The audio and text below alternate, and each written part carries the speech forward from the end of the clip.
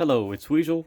I'm gonna explain a drawing I did a few posts ago, like on what it represents and that kind of stuff. So basically, it's this kind of art. So like kind of line art, more if you're gonna look at it like symbol art.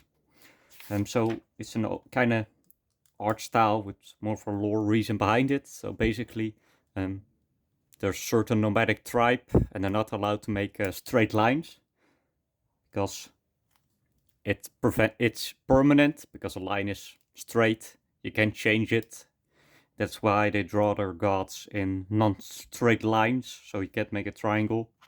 A circle you can because it's not permanent. And from there they developed this kind of art style from the simple kind of art, like this. Or for example, let me show it, like a different one.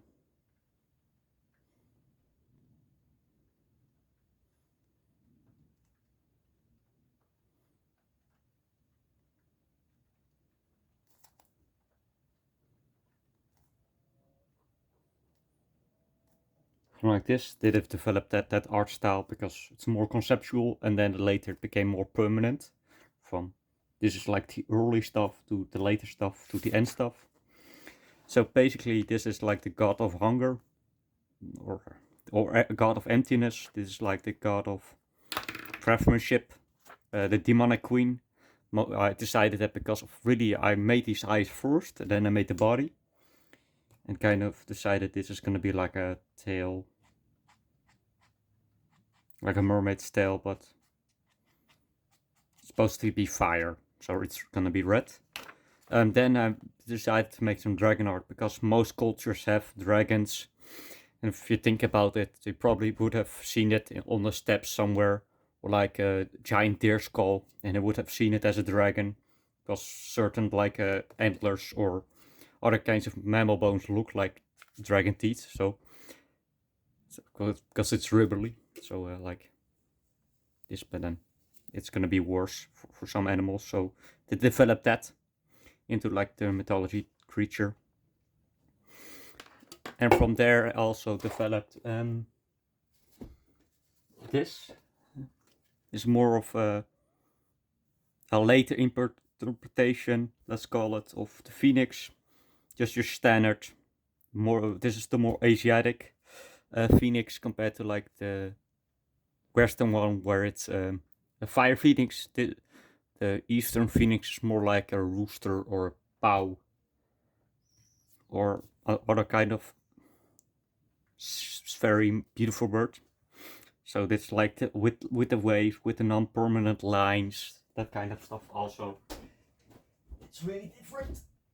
And I'm gonna use color for it because I think it works really well with it.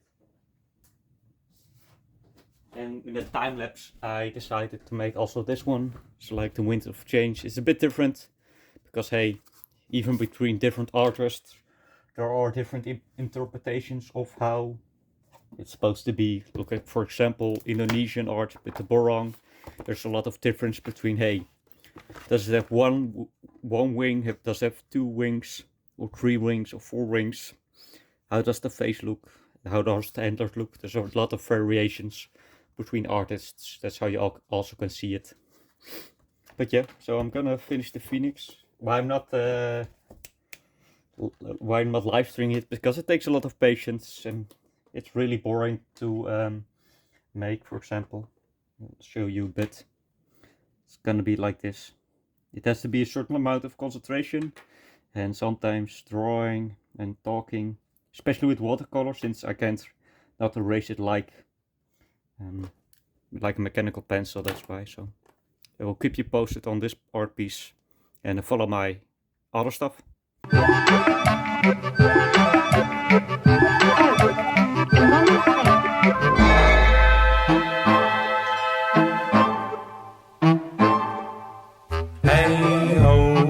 Did you go? Did you wriggle or roll? Did you giggle or grumble? I think I'm going mad. I keep seeing a rabbit in a waistcoat. Tom Thumb, from where did you come? Did you toddle or run? Did you skip, jump or stumble? How can I be the wrong animal?